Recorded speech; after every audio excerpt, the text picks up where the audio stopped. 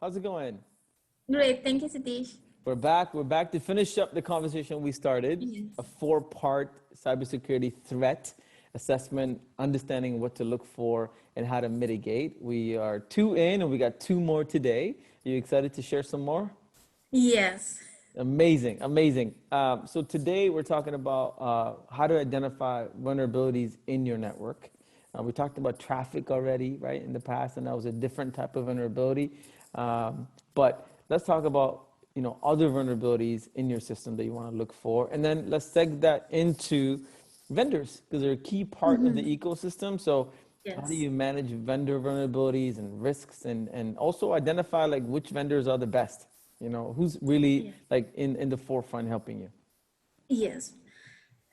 So when you say vulnerability identification, the key step to do is to go for a risk assessment. And what we have seen is risk assessment are often underpinned with current knowledge of your weak spots, and especially when it's come to your OT environment. But what we have seen is security vulnerabilities when we do for OT environment, they are really very helpful because it gives you risk rating and guides you on appropriate remediation methods. Hmm. And the step to do that, start with a risk assessment. Start with the basic assessment, not to go for a full scale assessment, but know what are the devices, what kind of input the devices take in, what kind of output they give, how well they are connected, and then system baseline. In our previous video, we talked about traffic baseline and what traffic goes in and out of your system. But here it's about system baseline. What is the basic configuration or the post or the process that should run on your system? Right. Let's say if you are not doing a remote on that system, so you don't need your RDP port to be opened. Close that port. Many cases we have seen USB ports enabled and other services running which are really not useful. Right. And in many cases we have seen various software like TeamViewer and other software and services running which you really don't need on daily basis. So baseline your system, run those process and service that are required for that application, open ports that you really need for the service and for the system. So baseline the system, have a basic configuration and remove all default configuration and user credentials. Hmm. Then go for a vulnerability scan. Set the right policy on your scanner and then scan the system. Comply it with your company IT guidelines. Apart from a typical scan, how we do different for OT environment is we also do scanning for basic protocols that are used in buildings like BACnet, Modbus. We scan these BACnet devices because BACnet back then was not made for connected devices. Right. So we know risk and vulnerabilities exist in the basic protocol. So we need to make sure the devices are secure. So go for the scan, go for Modbus scanning and understand what are the risks and vulnerabilities and the weak points. Now, how often do people uh, just leave traces behind from like the original setup? When they're first setting things up, they have a bunch of people accessing to make sure things all work, and then they just forget to remove people or close pots and ports down. Like, is that more common? Yes, we have seen that. It's more common because, when you deploy a system, it's a deployment environment. You need many services running to check, to complete the testing. But after this is done and the system is in operational mode, there are a bunch of things that needs to be changed, like default passwords, ports and services, configurations. Then you need to offboard users that were part of the deployment team. So there are a bunch of activities that need to be addressed when you are moving system from deployment to operational state. And that is the part we have seen many of the integrators and many of the deployment team, they miss. Right, right. Which takes me into the next conversation about vendors, right?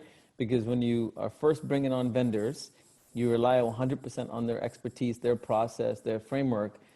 How do you now start to, audit after they leave, or, have some way to constantly baseline what the vendor needs are for you? Yes. So what I would say is vendor, and especially when it comes to OT environment, the system is fully dependent on vendor, because vendors, they run the system, they maintain the system. So when it comes to deployment, but before that, I would say when it comes to procurement or when it comes to vendor selection, make sure you ask right questions. What are the policies that you follow?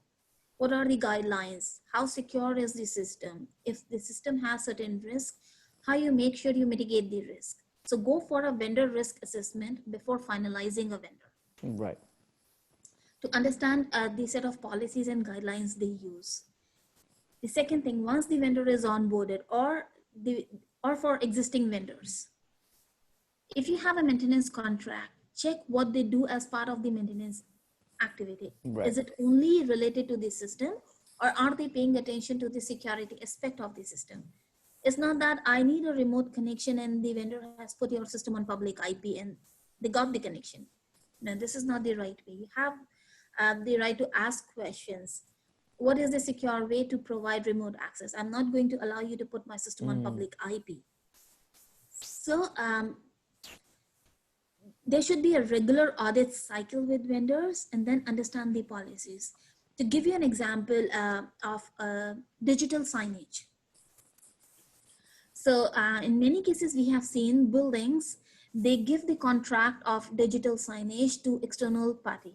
The third party maintain your signage, like posting information, posting news and everything on your digital signage. The question that we typically ask, is there a policy on the content they publish, they post on the signage? And many times we get the answer, we don't know. And when they say we don't know, which means it's a no, there's no policy.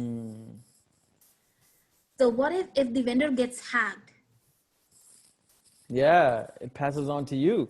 Yeah, it passes on to you, and how to control what they are posting, even though you are sharing the news, you are sharing the post, but then everything is on their side. What if a disgruntled employee post any objectionable content on your signage? At the end, you'll sue the vendor, you'll have that legal implication on the vendor, but your brand damage will definitely get Instant. impacted, because Yeah. at the end, it's your building, it was on your signage. Yeah, no, I totally get it. Listen, when people are bringing on vendors, is there a fear that once you lock in, you can't push back? Because if they leave, you're kind of screwed. Is there a sense of like feeling hostage in this category? I don't say hostage, but yes, there is a dependency on vendor because they run and maintain the system. Not like IT where you have a dedicated IT team to Right. manage. Yes, but then there's a need for a cybersecurity talk with your vendor, because at the end, it's your building, it's your system, and your brand. Right. And what about companies or buildings that are being inherited? So I wasn't there when it all set up.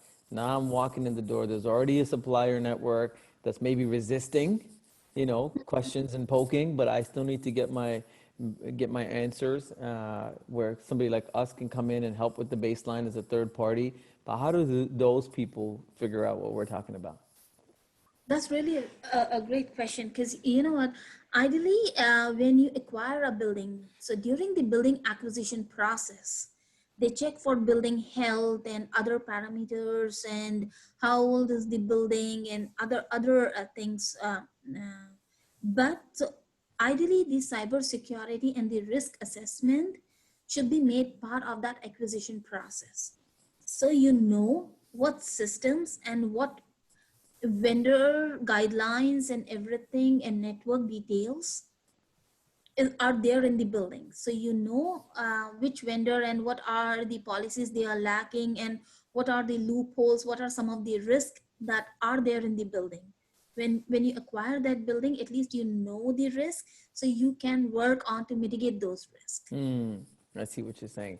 That's interesting. So when we look at sort of all of the four pillars, just to recap, as the last video, we looked at cyber threat and security issues from inventory, so baselining what you own, right? Yes. Which is a great video. We'll have it linked in the bottom for you guys.